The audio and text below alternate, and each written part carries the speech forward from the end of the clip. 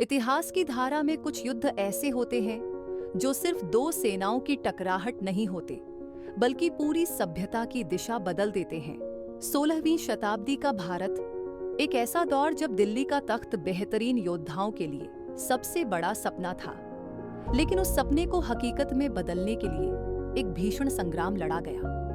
पानीपत का पहला युद्ध मंच तैयार होता है। साल था 1526 और दिल्ली की सत्ता पर काबिज था इब्राहिम लोदी, जो लोदी वंश का आखिरी शासक था। मगर उसकी हुकूमत से खुश कोई नहीं था, न उसकी अपनी सेना, न उसके दरबारी, न ही जनता।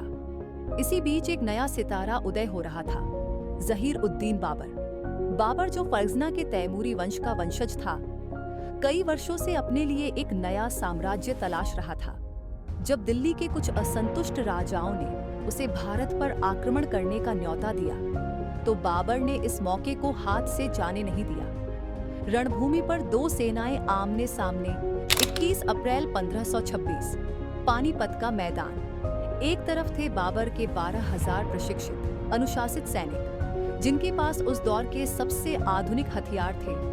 दूसरी तरफ थी इब्राहिम लोदी की 1 लाख से ज्यादा विशाल लेकिन अव्यवस्थित सेना। बाबर जानता था कि संख्या बल में वह कमजोर था, मगर रणनीति में नहीं। उसने मैदान में एक ऐसी चाल चली जिसने उसकी किस्मत बदल दी। तुलुगमा रणनीति। उसने तोपों और बंदूकों का ऐसा इस्तेमाल किया जो भारत में पहली बार हुआ था। जब लोदी की विशाल सेना तेजी से आगे बढ़ी, तो बाबर की तोपों ने कहर बरपा दिया। खूनी युद्ध और तख्त की उलटफेर। इब्राहिम लोदी के हजारों सैनिक मैदान में ढेर हो चुके थे, लेकिन वह खुद लड़ता रहा आखिरी सांस तक। जब तक उसका शरीर तलवारों से छलनी नहीं हो गया, वह रणभूमि में ही डटा रहा। मगर किस्मत का फैसला हो चुका था, बाबर जीत चुका था। इस युद्ध के बाद दिल्ली और आगरा पर बाबर का कब्जा हुआ और भारत में मुगल साम्राज्य की नींव पड़ी। यह सिर्फ एक युद्ध नहीं था, बल्कि भारतीय इतिहास का वह मोड़ था जिसने आने वाले 300 वर्षों तक मुगलों की बादशाहत तय कर दी। इतिहास से क्या सीख मिलती है? पानीपत के इस युद्ध ने हमें सिखाया कि रणनीति, बुद्धिमत्ता और नेतृत्व संख्या बल से कहीं ज्यादा ताकतवर होते हैं।